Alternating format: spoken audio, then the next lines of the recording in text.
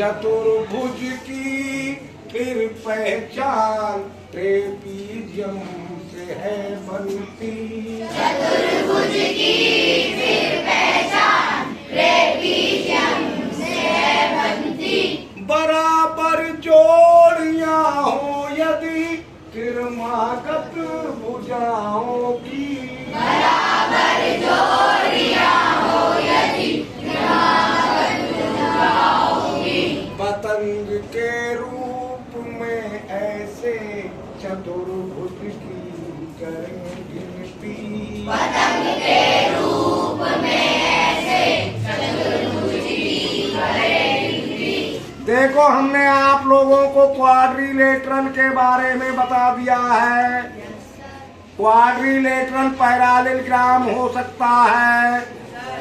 Parallelogram एक rectangle हो सकता है। पैरालेलोग्राम एक रैम्बस हो सकता है। पैरालेलोग्राम एक स्क्वायर भी हो सकता है, लेकिन ट्रेपीजियम या काइट नहीं हो सकता।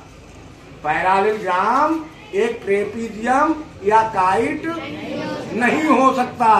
तो अब ट्रेपीजियम और काइट ये दो चीजें और समझ लो, फिर आप क्वाड्रिलेटरल के बारे में पूरा समझ जाओगे। फिर नई चीज स्टार्ट करेंगे, ठीक है ना। समानांतर भुजाओं की एक जोड़ी अगर मिलती। समानांतर भुजाओं की एक जोड़ी अगर मिलती। समानांतर भुजाओं का क्या मतलब बताया है? शाबाश। Parallel line. अगर किसी क्वाड्रिलेटरल में एक पेयर पैरेलल लाइंस का है तो समझ लो वो क्वाड्रिलेटरल ट्रेपीजियम है। जैसे ये, ठीक, देखो ये आमने सामने की साइड पैरेलल है। पैरेलल का मतलब यही होता है जिनकी डिस्टेंस आपस में हर जगह बराबर रहे, कम ज्यादा ना हो। तो एक जोड़ी AB और CD पैरेलल लाइन है, बाकी BC और AD पैरेलल नहीं है। अगर ये भी दोनों जोड़ी पैरेलल होती तो पैरेललोग्राम होता।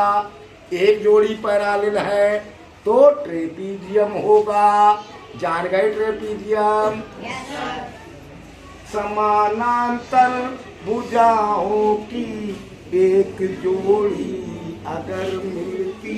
समानांतर भुजाओं की एक जोड़ी अगर मिलती। चतुर्भुज की फिर पहचान ट्रेपीजियम से है बनती। चतुर्भुज की फिर पहचान ट्रेपीजियम से है बनती। पहचान लिया ट्रेपीजियम? पहचान लिया करोगे? देखो इसमें ये AD और BC पैरेलल है और CD और AB पैरेलल नहीं है, इसलिए ये ट्रेपीजियम है। और CD और AB भी पैरेलल होती तभी ये पैरेललोग्राम होता। ऐसे ही इसमें AD और BC पैरेलल है पर CD और AB पैरेलल नहीं है, तो ये भी ट्रेपीजियम है लेकिन पैरेललोग्राम। जब पैरेललोग्राम नहीं है तो ना रेक्टेंगल हो सकता, ना स्क्वायर हो सकता, ना रैम्बस हो सकता। खूब अच्छे से। बराबर जोड़ियां हो यदि क्रमागत भुजाओं की। बराबर जोड़ियां हो यदि क्रमागत भुजाओं की। अब क्रमागत का मतलब याद रह गया या भूल गए? Yes sir. याद है? Yes sir. बताना। कॉन्सिक्यूटिव। कॉन्सिक्यूटिव यानी लगातार क्रम से आने वाला। अगर एक जोड़ी मतलब दोनों ही जोड़ियां कॉन्सिक्यूटिव साइड की बराबर हों तो फिर चतुर्भुज वो यानी वो क्वाड्रिलेटरल काइट बन जाता है। उसे हम काइट कहते हैं। काइट भी पैरेललोग्राम नहीं हो सकता और रेक्टेंगल भी नहीं होगा, फिर स्क्वायर भी नहीं होगा, फिर रैम्बस भी नहीं होगा। फिर स्क्वायर या रेक्टेंगल होने के लिए पैरालेलोग्राम का होना जरूरी है। क्वाड्रिलेटरल कोई भी तभी रेक्टेंगल, स्क्वायर या रैम्बस होगा जब वो पैरालेलोग्राम हो। अच्छा, तो देखिए इसमें ये कॉन्स्टिट्यूटिव साइड है, ए बी और सी बी, है ना, और बराबर है। इस सी डी और ए डी बराबर है, इसलिए ये काइट है। समझ गए काइट भी? अब तो क्वाड्रिलेटरल जितना हमने समझाया है क्वाड्रिलेटरल के बारे में, सारे तरह के क्वाड्रिलेटरल समझ गए? Yes sir. इसमें भी ए बी और बी सी बराबर है, कॉन्स्टिट्यूटिव है। ए बी और सी डी बराबर है, ये कॉन्स्टिट्यूटिव है।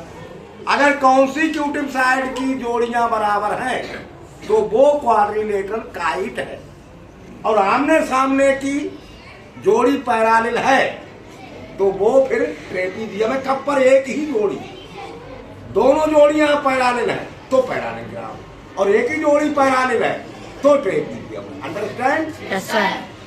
बराबर जोड़ियां हो यदि क्रमागत भुजाओं की, बराबर जोड़ियां हो यदि क्रमागत भुजाओं की, पतंग के रूप में ऐसे चतुर्भुज की करें गिनती, पतंग के रूप में ऐसे चतुर्भुज की करे गिनती,